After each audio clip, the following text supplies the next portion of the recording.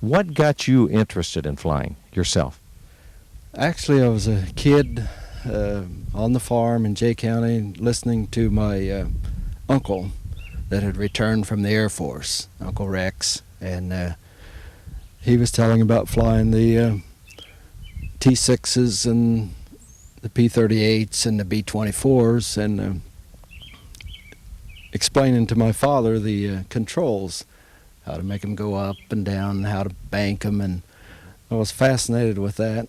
I said to myself as a 4 or 5-year-old boy, I'm going to do that someday. And, in fact, Uncle Rex has flown with me several times in this, and he's flown this plane. He's still living, and we've really built a comradeship through the years. And when we get together, we do have to talk flying, so it's a natural. My Aunt Valda and my wife just leave the room. I'll let you guys talk airplane. What airplane did you take your first airplane ride in, and do you remember when that was? Yes, I started by taking a lesson in a T-craft, 1939 T-craft, that would have been in 1956 or 7. So that was the first small airplane ride you took in. When you took a lesson was your first ride? Right, yeah. I was just fascinated with it that much, and I came home and told my dad that I had gone to the airport and taken a lesson, and I spent $5 for that lesson, and it was a half-hour long. I got a little sick, but got over that and resumed flying, and the instructor was patient, and I enjoyed it very much. Bill, tell us a little bit about your airplane back here. You mentioned earlier this is the second one you built. Is this one identical to the first one? And it is actually identical. Paint scheme, of course, is different, but I wanted red. I have a special fondness for red, and not necessarily my favorite color, but I just think it looks good on some small cars and small airplane.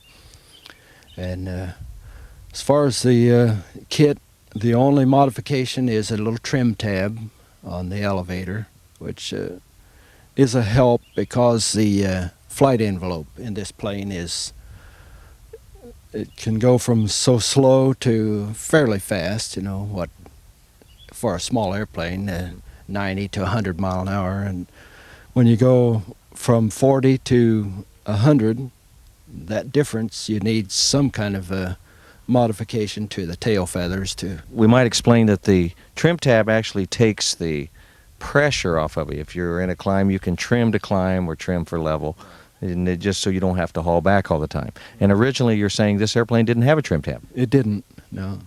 It was fun to fly, but on a long flight at higher speeds, I always constantly held forward on the stick to keep the nose from climbing. So the first one you built did not have a trim tab. You knew, if I do another one, I'm going to have a trim tab. Right, okay. Yeah. And it was a factory modification. It wasn't something I did. They provided that in the kit, so. Well, when you build an airplane like this, you're constantly corresponding with the guys at the factory, and you're probably saying, I like this airplane, but I have this little problem. Well, yes, I became first-name acquaintance with the manufacturers and called them quite frequently on the first one. The second one I didn't need to call as much, naturally, from experience. But we'd become such friends that he always checked on the progress and was happy to see another one built. And we used them at the factory even for demonstration flights, and he was interested in mine personally. How many of this model, do you have any idea how many are actually out there flying? No, I don't to date. I know there's probably 50 or 60 of his planes flying, Ernie Carlson's. Called a Sparrow 2. That's the model of the airplane. What engine is in it? You might tell us a little bit about how this engine's a little different I mean, when I'm around airplanes quite a bit, it has a little different sound. What's different about this airplane than what I normally see? Right. To start with, you mentioned it's a Sparrow 2. It's a grown-up Sparrow 1, you might say, or Sparrow, that started out as an ultralight. And the ultralights all use the two-stroke engines for weight purposes, and the Sparrow 2 just adapted the largest ultralight engine, which is 65, 66 horse Rotax. And they have a sound all of their own because they wind up to 6,000 RPMs compared to 3,000 or 3,200 cruise speed or RPMs on the regular aircraft, and a two-stroke engine rather than a four-stroke, which most people understand. Four-stroke fires every fourth time, and two-stroke is intake and exhaust, on every stroke. It does wind up quite fast, but the propeller speed is slow because it uses a gear reduction box, or PSR unit, propeller speed reduction unit.